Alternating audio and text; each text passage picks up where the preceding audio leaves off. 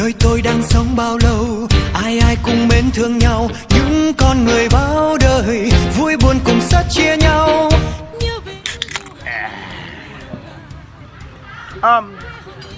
Here's a deeper question. Now that you live here in Hawaii City, how have you changed as a person? It's a very broad question, but how have you changed as a person in terms of either outlook, personality, goals, style, what you enjoy, preferences? How have you changed over the last year or two, would you say? Geez, how long have we got here? Yeah, no, as long as you want. As long as you want. To congest it a little bit, the biggest factor is that, for me personally, the biggest commodity is time. It's definitely not income, it's time. Time by far. Obviously coming to a less developed country, quotation marks, but I think they're more developed, but it yeah, depends on how you look at it. Yeah, exactly. But they think we're crazy for coming here sometimes. So why would you come here when you come from such a good country? But just to have more free time in the day, just to here we are. Whatever, yeah. Cheers. To meet friends, to drink coffee, to follow something you're passionate about outside of work. That's probably a big factor. So definitely the time factor. Geez, what else? I would totally agree with that, by the way, while you're thinking. Yeah, and just having like freedom, like real freedom. Freedom's, yeah, which sort of relates to time in a way. Well, I control my schedule 100%. 100%. I don't have anyone telling me I don't have anyone monitoring me. I don't have any of that kind of stuff. It's very, just get what you need to get done on time. And with that sort of mentality, it just makes it you end up wanting to do it then. Instead of it's not, I don't think it's natural, or it's not in human nature for someone to say you need to sit in this chair from 9 till 5. Do what they talk, I won't do what you tell me. Do what they talk, I won't do what you tell me. Like, it's just not a natural, and no wonder we're going crazy at the moment. So here I don't have that. So I don't know, just really appreciating free time more than I did back home. Because in the small amount of free time I had back in Australia, I didn't spend it wisely. Because I'm strung from having so little free time. The little free time I do have, I end up doing something stupid, or I just, I waste it. Yeah, I spend it. The list goes on. Right. The list goes on. And what's option 2?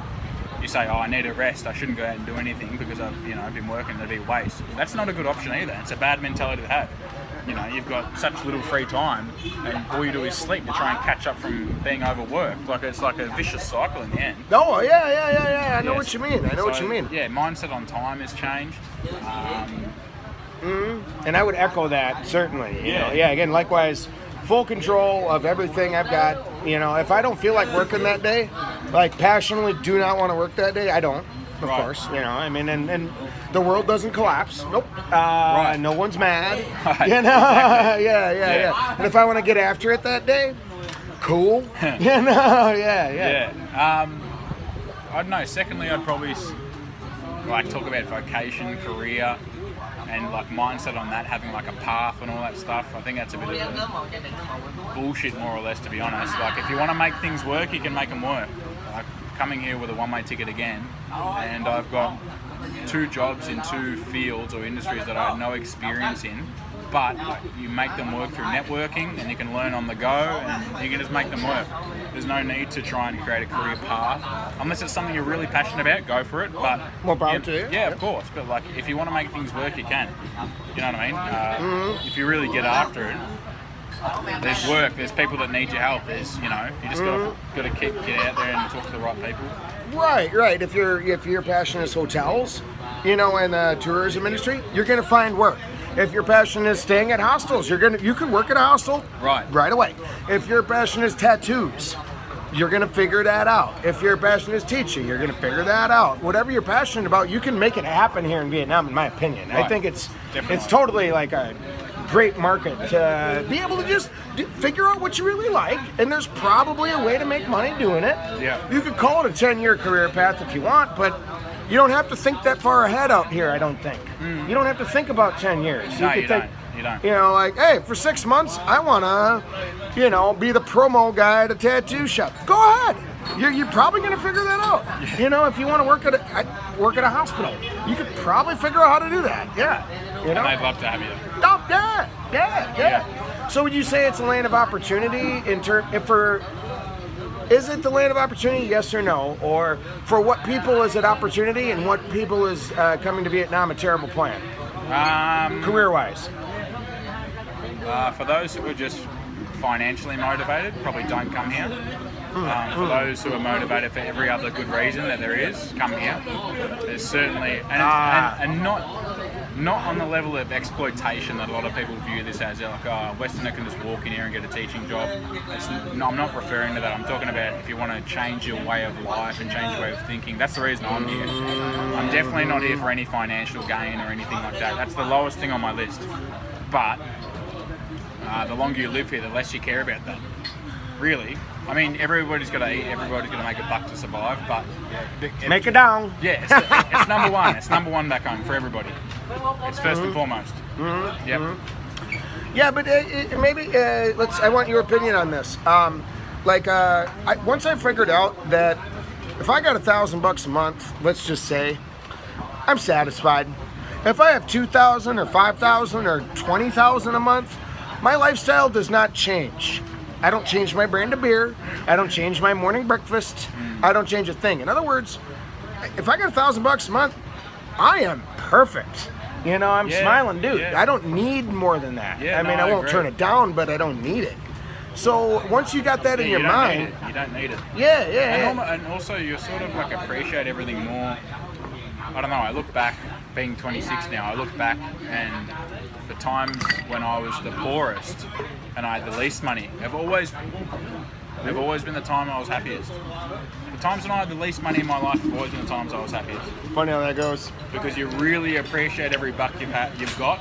But if you say you're making 20k a month, what the fuck do I do with it? I was happy with one. Yep. Come on, Em. Yeah. Love the service here. Yeah. Yeah.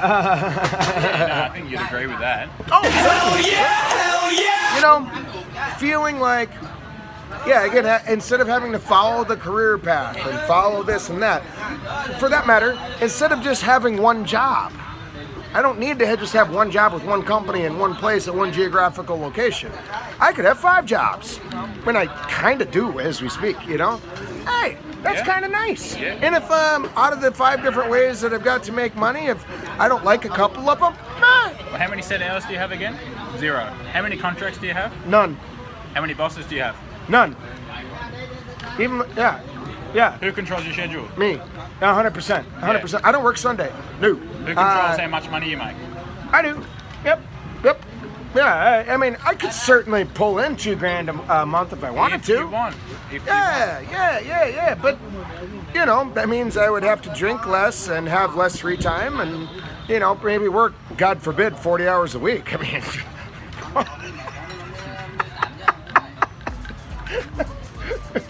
Nonsense. Yeah. Nonsense. Ludicrous. I got a big stash pocket. But anyway, okay. Not focusing and when you wake up in the morning, what do you think about? When you wake up in the morning, do you think about, damn it, I got to go to work today. Damn it, how much vacation time I have. Damn it, my 401k. Damn it, where am I, what projects do I got going on at work? And, you know, the work and projects are great and all, but if your life is consumed by that item only, it's going to force your mind into a small box, you know, smaller than it could be.